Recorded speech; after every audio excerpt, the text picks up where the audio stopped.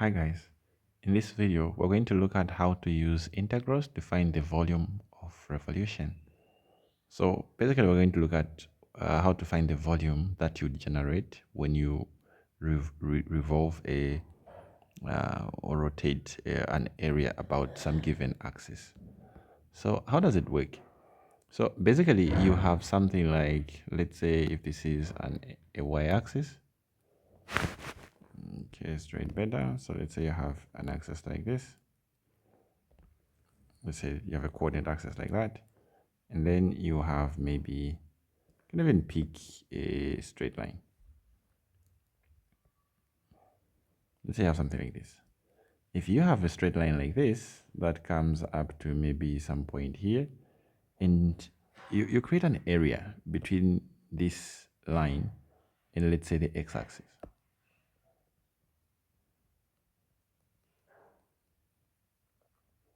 So you create an area here. Now, if this area was to be rotated around the horizontal axis, you'd create some form of a cone that will be running like that.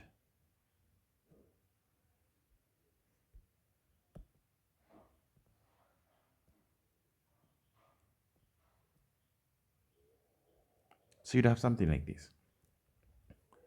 Now, how does this concept work? So the cone that you'd create, to find the volume of such a cone, we're saying you'd have to slice it into disks. So there are a number of methods we can use here. And the first method we're going to look at in this video is going to be the disk method. It works on slicing this into many tiny disks. So it's like you'll be getting, for this case, you'll be getting slashes of this nature, slicing your cone into tiny disks. Now let's focus on one such disk. So in this case, for the cone that we have, the right-handed cone or the right-facing cone, a disk you'd obtain from there, let's say this is one part. A disk will have a circular face. The circular face will have a radius, let's say up to the center like this. So it will have a radius, let's say capital R. And to get the area of the disk, you can easily get it using pi r squared. But to now turn it into a volume, a disk, however thin it might be, it will still have some form of thickness. So in this case, for a vertical disk, the thickness will be in terms of x. A thickness is going to be something horizontal. So you expect to have a thickness that looks like this. Of course, this thickness I've drawn here is relatively bigger, but just for us to relate to it. But when you check, this thickness is a change in x, or a dx. So to turn this area into a volume of the disk, since this is just one disk from as many as possible, tiny ones from the cone, the volume we're getting, it's a differential volume, or a volume from a selected section. So you have a dv will be the area of the disk selected multiplying the thickness of the disk at dx. Now, once the expression for the volume has been obtained, of course, when you integrate, this changes from a to b. This is pi r squared dx, or the volume is now pi from a to b r squared dx. Now this r here, if you're going with dx, then r has to be a function of x. If you're going with dy here, dy will occur when your disks are selected in the horizontal part, or if they are horizontal disks, then you'll have a dy there.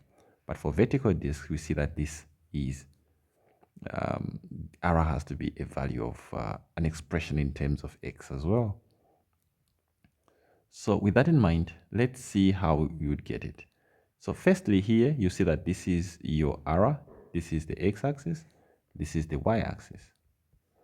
So since r runs from the x-axis up to that point, so in this case, r will have to be from here up to there, and this is basically just a y value at that point. So if I know the bottom value, that's 0, r is the length from 0 to y, which is basically just y. So r is just equals to y. And here, y will be given as an expression of an expression of x. So this is what we're getting with, or what we're going with. Now let's try to use this logic to solve some examples. And one example we're going to pick is going to be the first one there. In the first one, they want us to get the volume of a solid. We're rotating this about the x-axis and about the y-axis. And the curve we're dealing with is y is equals to x squared, and the line y is equals to 0, and finally x is equals to 1. So just like before, step 1 is always to sketch the functions.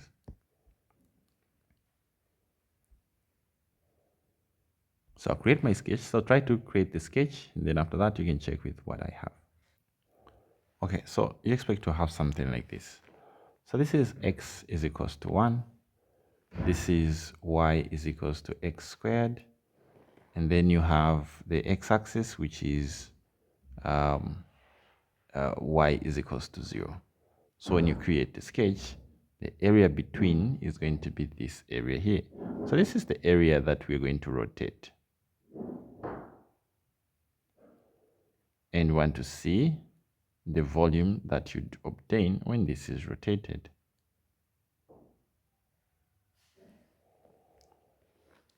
So how are we rotating this? In the first part, they want us to rotate this about the x-axis. So what are we going to have? So here we see that rotate this about the x-axis will be going this way. So this is the kind of a shape that we expect to have. So I hope you can picture it. It's forming some form of a horn, because this will obviously have to go like that. So forming some form of a horn. The discs we'll be selecting will always be something like this. These are the discs that we'll be working with in the end. So again, the assumption is that you're ending up with many such tiny discs, and then we are going to sum them up using an integral. So since I've picked my disk to be a vertical disk, of course this is the suitable one. For such a disk, as earlier discussed, or as earlier pointed out, the radius is going to run from here up to the topmost point there. So our radius is going to run from here up to the topmost point, or the outermost ring there. So this is going to be our radius r. As you can see, the radius is basically just an expression or a value of y. So the value of y at this point actually tells us what the radius is. But for the outer part there, you can see that the value of y is given by that function, or by that curve, which is y is equals to x squared. Other than that, we did see earlier to say that after taking into account the thicknesses in terms of dx, and the formula for area of a ring is pi r squared, we ended up with pi here from a to b, r squared, and then dx. When you bring in the expression for the radius is just a value of y, a value in terms of y, so this is going to be y squared dx. But y is given like that because you don't want to deal with y. This is dx, so you want y to be expressed in terms of x. So since y is equals to x squared, we're going to have from a to b, and then you have x squared there. So again, the y is squared, so the x squared has to be squared there. Then like this. So when you integrate, first we can square, this is from a to b, x squared will be x to the power 4 dx. So when we integrate, we now have x to the power 5 over 5. The limits of integration, since we are doing it with respect to x, so it means it's the smallest value of x, which is 0 there, and the largest value of x, which is 1, since this is going up to x is equals to 1. So we're doing this from 0 to 1. When x is 0, everything just becomes 0, so we'll just substitute the upper limit. The upper limit is a 1, so 1 to the power 5 is still 1. So the final solution becomes pi over 5. Since this is volume, we'll go with cubic units. So this becomes our solution here. In the next part, we now want to do the same thing, but now we want to rotate about the vertical axis. For the vertical axis, it will actually be easier to do it using the washer method, but since here I want to do it strictly using a disk method. So I'll restrict myself to the disk method and see how I would work it out.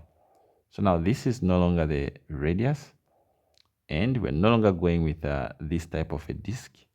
Instead, we want to rotate it about the vertical axis.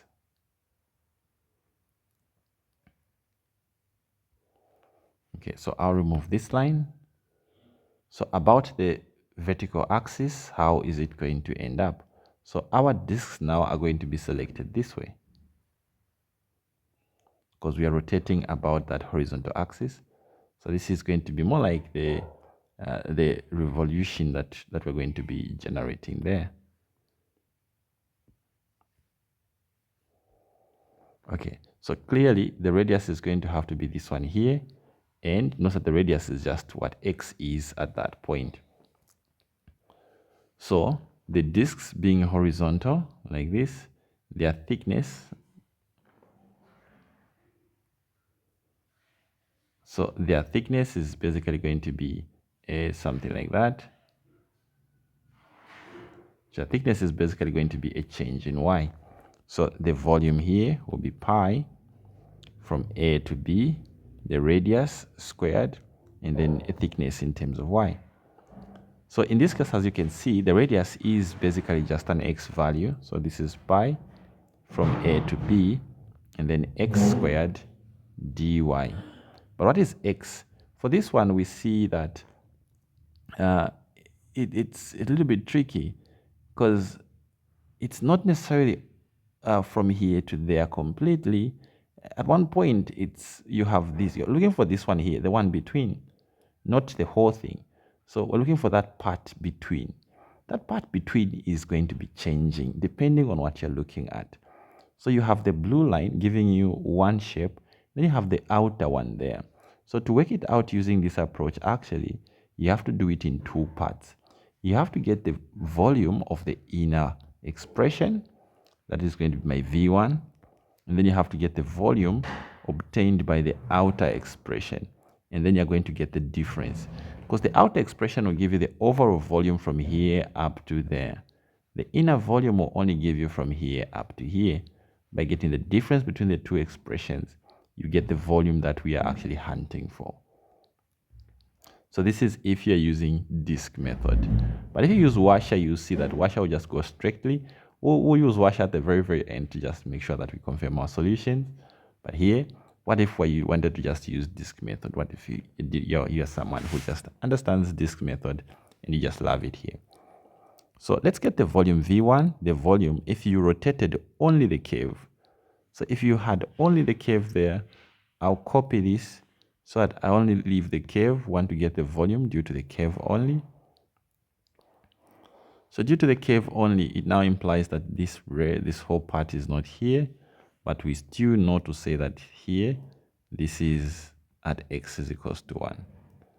So for the curve, you see that the radius will be controlled by the value of x for that graph. And the graph is y is equals to x squared. So from here, we see that x will be equals to root of y. That will be our x. So the volume due to the curve will be pi from A to B. The radius is x, which is just root y. But the radius has to be squared, then dy. The values of A and B, now they are values of y. And what will be y when x is 1? Basically at this point, we said when you substitute, when x is 1, you get 1 squared, which is just y. 1 will still be 1. So this is pi from 0 to 1. When you square there, you have y dy. So that in the end, you have pi and then y squared over 2 from 0 to 1. So this will be pi over 2 cubic units.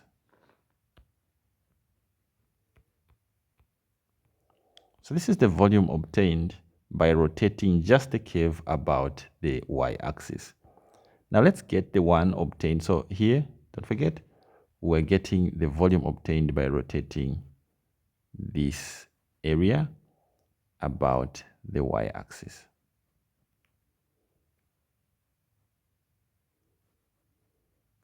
In the same way, we now go for the area of the volume obtained by rotating the outer boundary, which is basically the straight line x is equals to 1 about the x-axis. So now we're going for this about the x-axis. So let's shade it so that we can see it as well.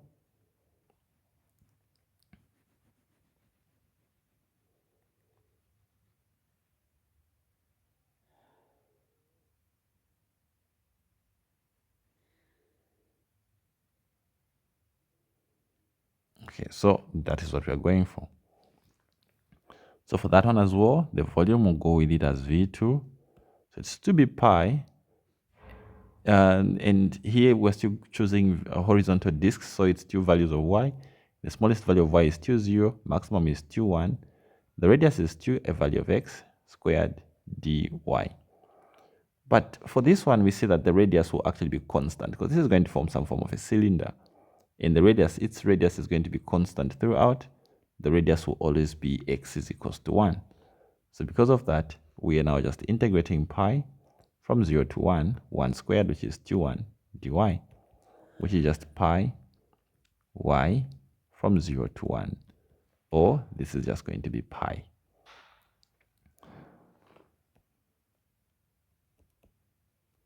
So now that we have the overall the larger volume as well, the volume we're interested in is going to be the difference, the overall volume minus the inner volume, which is what we actually don't want, V1. The outer volume, or the overall volume, is pi minus the one we don't want, ended up being pi over 2. Remember V1 here, it was pi over 2. So I have to get this difference, and the volume we're actually going for reduces to just pi over 2 as well when you get that difference. So cubic units. So this becomes our solution. Now I was saying that you could have obtained the same solution by using Washer method. In Washer method, of course, we'll discuss it on its own later on. But if you do know it already, and that's the one that you went for, I won't explain really everything, but we know it to be pi from A to B, and then you're going to have the outer boundary minus the inner boundary, not inner boundary, not in terms of functions, the outer radius minus the inner radius multiplying, since these are in terms of y, dy. The outer radius, so this is from 0 to 1. The outer radius is x is equals to 1, so that is 1 squared, which is 1. The inner radius is x is equals to root x, which is just going to be x when you square, dy. So now this is going to be pi. And when you integrate, this would be y minus, this was x is equals to root x, remember? So perhaps let me indicate it there. So this was x is equals to root y, not root x. So root y squared dy. And when you integrate, when you simplify that a little bit, it becomes pi from 0 to 1, 1 minus y dy. Now when you integrate, you get y here, y squared over 2 from 0 to 1. Upper limit only, since the lower limit is 0. So this is going to be 1 minus 1 over 2. And then finally, you get pi over 2 cubic units. So this is if you had gone directly for Washer. As you can see, Washer is basically just an extension of disk method, but it works for when the solid you're going to get has an emptiness inside. So we'll see Washer method in the next video, but otherwise we end here for this one. You can try out the many questions here. You can try out some of these. You can try out B here to see how you'd work it out. Would you use Washer? Do you use disk method? What solutions would you get? So you can share your solutions directly to me using my number, of course, and we'll see what you'd find. Otherwise, we'll see you guys in the next video. as we look at the washer method. All right, bye.